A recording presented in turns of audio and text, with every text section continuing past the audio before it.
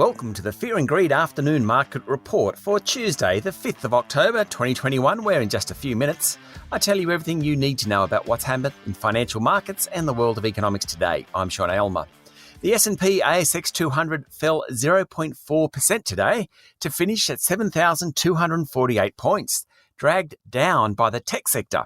Technology stocks were down 3% today, with Afterpay dropping 5% to a two-month low.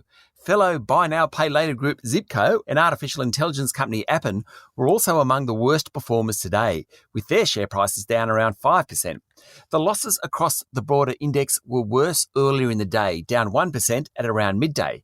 But shares regained some ground after a bit of optimism out of the Reserve Bank this afternoon.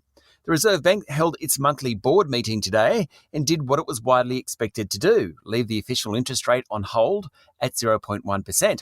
and continue its bond buying program until at least February. It's forecasting the economy to be back around its pre-Delta path in the second half of next year. That triggered a bit of a rebound in the ASX today. Now, at the top end of the market, 4 of the 5 best performers on the bourse today were gold miners. Gold Road Resources closed up more than 7%. Silver Lake was up 5.7%, St Barbara closed 5.2% higher, and shares in Regis Resources were up more than 4%.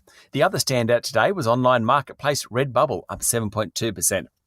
The energy sector was up as well, following a big jump overnight in the price of oil to a 3-year high. I mentioned this one this morning, with OPEC declaring it wouldn't lift production in coming months. In other economic news around today, the Bureau of Statistics said Australia recorded a record trade surplus during August of $15 billion. Exports were up 4%, while imports fell 1.5%. Also, the ANZ Roy Morgan weekly gauge of consumer confidence ticked higher last week. That's the 4th week in a row, and that's good news. And the latest ANZ job ads data shows that vacancies tumbled last month, but the measure is still 22% higher than January last year. Plenty of news away from markets. Dominic Perrottet was elected Premier of New South Wales by the Party Room following the resignation of Gladys Berejiklian last week. COVID daily case numbers in Victoria hit a new record for any state of 1,763.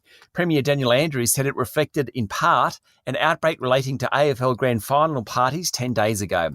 Wall Street ended much lower this morning as tech stocks dragged the S&P 500 to its lowest close since July.